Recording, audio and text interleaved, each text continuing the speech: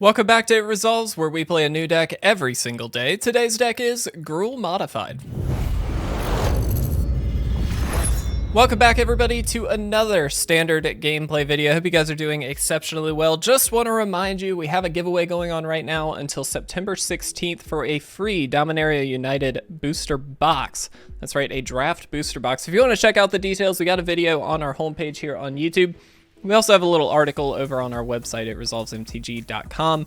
Super encourage you guys to go check that out. I think it's going to be a blast, and I wish you all the best of luck.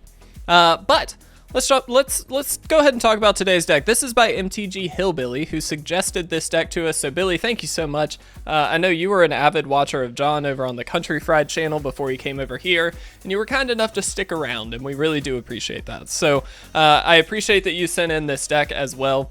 Excuse me, I just had a little bit of chocolate, so I'm a little burpy. I don't know why those two things go hand in hand. I don't think they should. Regardless, this is a really sick deck. It's Gruul Modified, like I said, so we're going to be throwing some counters around and hopefully really capitalizing on that with cards like Kodama of the West Tree. This is one of my favorite cards, actually, from Kamigawa. Gives every modified creature you control trample, but whenever they deal damage to a player, you actually get to search your deck for a basic land and just throw it onto the battlefield right away. And Billy did a pretty good job, I think, of balancing the basic lands with the non-basic lands, which is just something to consider when you do have something like Kodama of the West Tree in your deck. You want to make sure that you're going to be able to hit basic lands for the most part. We do also have the partners here sitting at the top, and Oran-Rief Ooze, all going to be able to throw some 1/1 counters around, along with things like Ranger class. We've got even Roaring Earth, which is not a card that I have played with, so I'm pretty excited to try that out.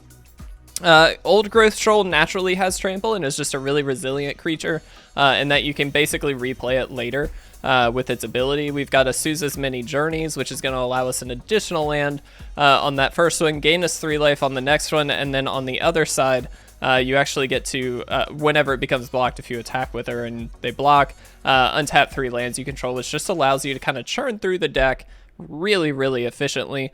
We do have Tamiyo's Safekeeping just for a little of added protection. Fireblade Charger and Javelineer, excuse me, as our 1-drop creatures with the etching of Kumano here as well. And then we've got Abrade and Roil Eruption as a little bit of removal. Sorry guys, stumbling over my words today. Relatively straightforward deck, to be honest, but I think a very good one. And so Billy, I do, again, really appreciate the suggestion. We're going to jump right in. I don't want to waste too much time talking about it because, again, I think in action this is going to be a fun one. I will just go ahead and say I have not tested this because we are running short on time, so I'm trying to get as many recordings done as I can. And so we'll hopefully get through a handful of games because this should be a relatively aggressive deck in my opinion, but we'll see. I don't know. I haven't played with it yet. So Billy, we're going in blind, my friend, but let's do the best we can. Let's have some fun. All right, guys, and here we are for game number 1. I definitely am pretty happy with this hand, I think. It's a very aggressive hand, but I think it's a pretty reasonable one. So yeah, we'll go for it. I think maybe it's this turn 1. Cast your next creature spell this turn. Creatures in it. Okay. Interesting. Yeah, we'll see what happens. I like this hand, though. We're going to basically get to determine which of these we want to throw a counter on. It could be both if we want. And this might be a bit of an interesting land. We'll see. Tamiyo's Safekeeping. Okay, so let's go ahead and play this first. Again, this just potentially powers up one of our future creatures, so I think this is probably worth it. And we'll see what the opponent's up to. This is going to be a Blood on the Snow deck. Just going to throw that out there now. I think that's pretty clear. With that in mind, let's go ahead and throw this out. Mostly because we know they're tapped out. And so this seems like a pretty easy play. Let's go ahead and do this. All right. The other option was to throw it here, so when this dies, they take extra damage, because we can deal that damage, of course, to any target. That might have been more worth it, but I'm really not positive on that. And so we'll see what happens. I do like that. So Rockfall Vale just gives us the option of that Tamiyo Safekeeping. I'm just going to go ahead and play this. Interesting that they might be a little stuck on lands here. So I'm kind of curious to see how this goes. Let's go ahead and attack in for a good solid 5 damage. I like that. An untapped land would not go amiss next turn. That'd be pretty awesome. I'm going for this. I don't know that this is the right call, I'll be honest. But they are missing land drops, so I want to take advantage of it. Ah, they found one. At least it's a tapped one though, so they are behind, which is still good, but obviously could be better if they just didn't draw a land. All right, that's quite good. I'm gonna go for this, expecting that it will probably not stick around. I'm assuming they have another Infernal Grasp or some kind of killer creature. Let's throw it here. And kind of force the issue. If they want to kill the Charger, now is kind of the best time that they could do it. But it is still going to deal some damage to them, so we'll see how this goes. Okay, sure. Alright, you got it. Let's deal 4. And we're basically just hoping we can outpace them now. Again, kind of hoping they break on lands as best they can, and we get some good options. Ooh, Behold is quite good. That should draw them into some lands here. They get 2 scries. If they don't have lands, I'm sure they put them on the bottom, but no, both at the top. I'm willing to bet both of those are lands. Or one's a removal spell and one was a land, but we'll see. They don't have a sweeper ready yet though, so that's actually helpful. Like they I'm sure have Blood on the Snow in the deck, but they're not there yet. Okay, Blood Chief's Thirst. Good one, but not really that helpful. And now, of course, we just get to... We'll go ahead and... Yeah, there we go. We got him. That was awesome. Billy, that's exactly how we drew it up. Let's see if we can do that again. Check out this month's Patreon rewards celebrating our return to Dominaria. If you want to pick these up, feel free to visit our Patreon at patreon.com/itresolves. All right, guys, and here we are for our second game. How do we feel about this? I'm actually willing to try it. This is a bit of a sketchier keep, though, for, I think, relatively obvious reasons. We don't have, like, a easy playable creature. Ranger class is a creature-ish, that's the word. Old Growth Troll, we're not far off from. We actually do have 2 of the 3 green that we need. And then we do have Abrade available, as well as Azusa's Mini Journeys. Would love to get another land so we could get this down, or get this down and then take advantage of it.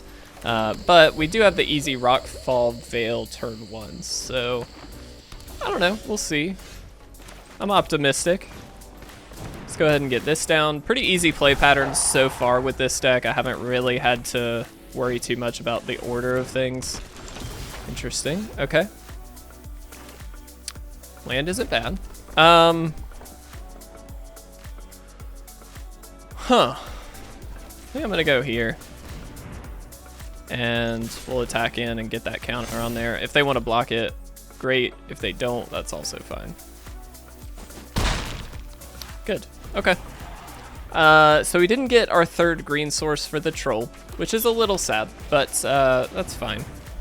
All right, sick. So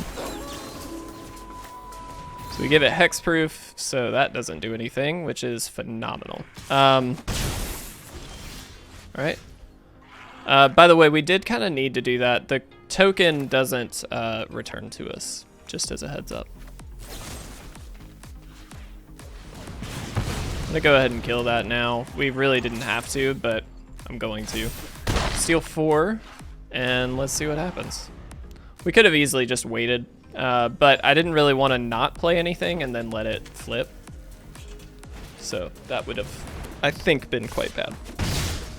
Sure. Nice. All the Abrades, goodness gracious. I mean, if that was their best play, look, we're gonna get as aggressive as we can. We're not really doing all that much, to be honest, other than just dealing as much damage as we can. But there is a world where we just kind of get them here because they didn't, they've got 2 wedding announcements. All right, that changes the math. For sure. Don't love that either. They did not attack though. That's that's pretty telling, for sure. Still no lands, which is not good.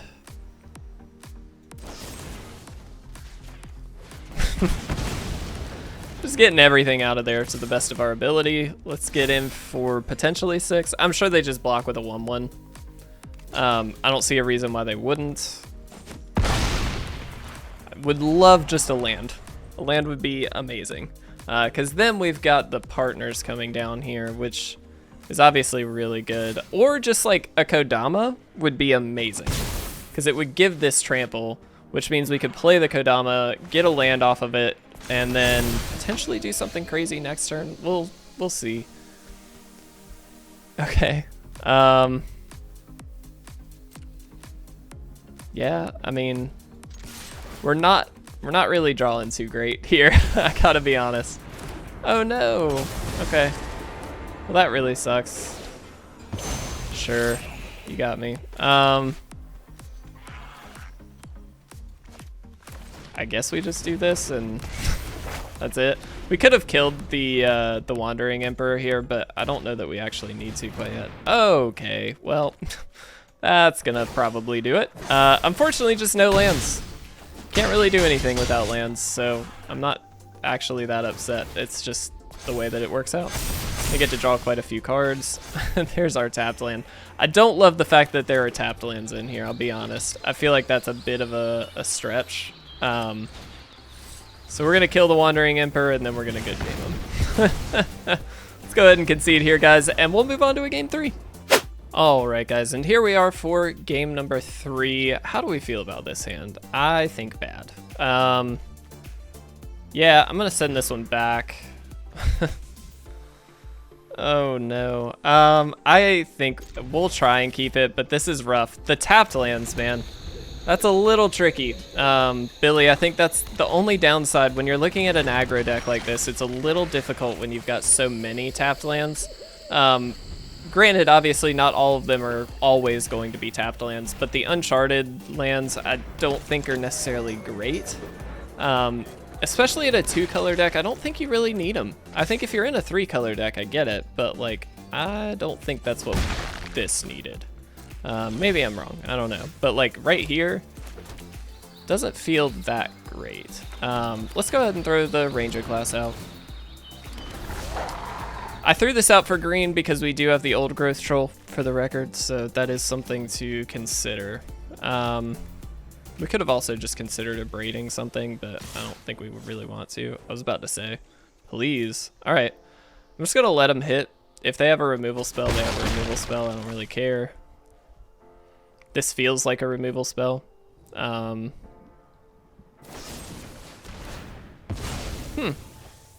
Okay. Not really a removal spell, that's fine. Well, unless they have a... They could double up, I guess, here. But I doubt they have it. Tenacious Underdog. Okay, sure. Pretty cool. Alright. I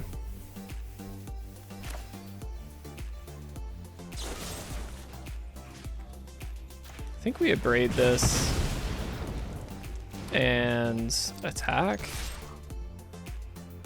I think it's a fairly safe way to attack. Like we're not in life-threatening territory yet by any means, so we're still early stages of the game. Okay, well that's not good. Yeah, I think we're gonna get outpaced if I had to guess. That could be speaking way too soon though, to be fair. All right. We maybe shouldn't have abraded that soon, but I did kind of want to get the damage going. Yeah. All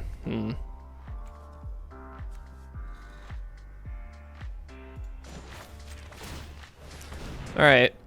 So let's be a little tricksy about this. So we get to put a counter on here. We're gonna get to Tamiyo's Safekeeping this. Yes. Do we even have to? Oh, yep, we should have. I didn't count that up. That's fine, it doesn't matter. All right, cool.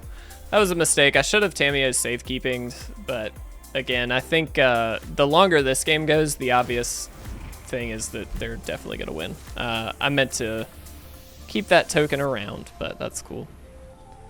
All right, let's see what they draw. An Infernal Grasp. That's terrible. Yeah. So they would have had an answer anyway this turn. That's not good. Like,